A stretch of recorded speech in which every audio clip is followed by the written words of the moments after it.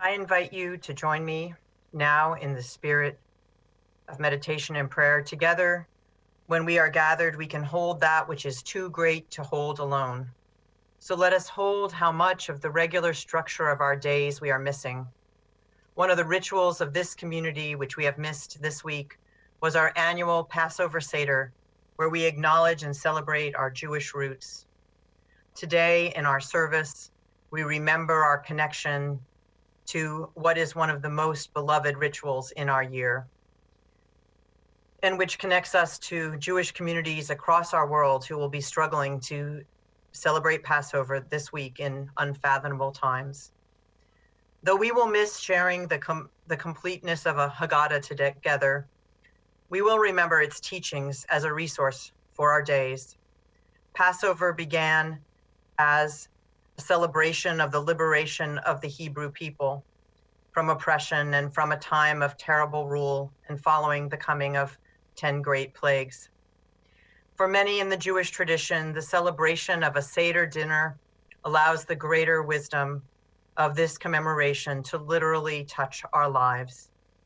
This morning, as we embrace these lessons in a time of pandemic from which this ritual historically begins, we will remember that it begins with the act of washing one's hands. Please join me in the spirit of prayer and meditation.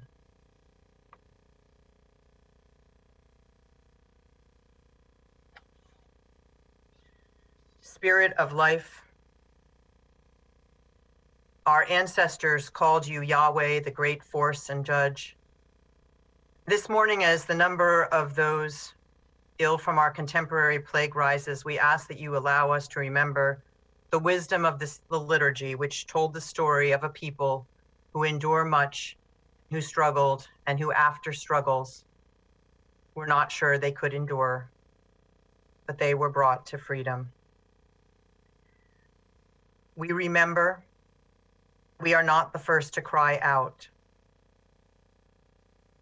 We remember the Seder would ask the devoted to remember the bitterness endured by our ancestors, who cried out with their mouths and their tears.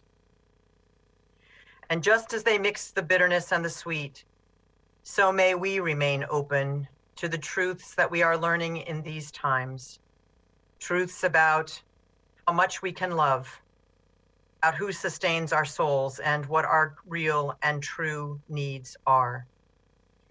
We remember that the story tells us that we have the strength to remember unprecedented times, just as those did who were involved in the Exodus, who did not have time for the bread to rise. They found a new way, sustenance in new forms, unleavened bread.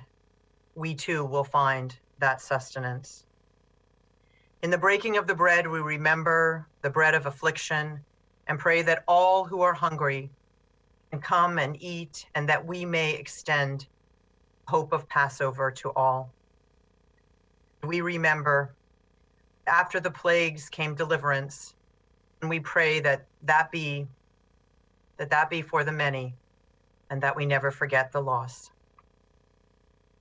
We remember the teachings of the Midrash, which says that after the seas were parted behind Moses and his followers and then crashed down again upon their oppressors, much jubilation was felt among those who had endured so much and survived. And as the teaching goes, as they were singing prayers to God, they were reproached by God, who said, "How can you sing praises? For while some of my children have reached dry ground, others have perished in the waves." And so, whatever we believe to be the vessel for our highest aspirations today, may we, in the spirit of Passover, hold the suffering of all creatures as our suffering, and our hope that may it be the fervent hope that when we gather next year, it will be in a world more wise, more peaceful, and more loving.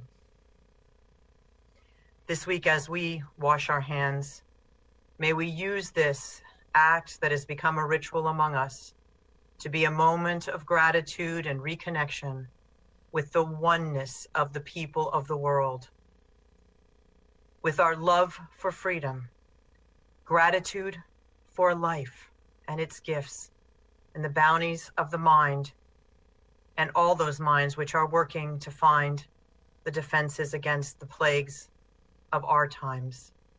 And with all of our Jewish kin, we say, Amen.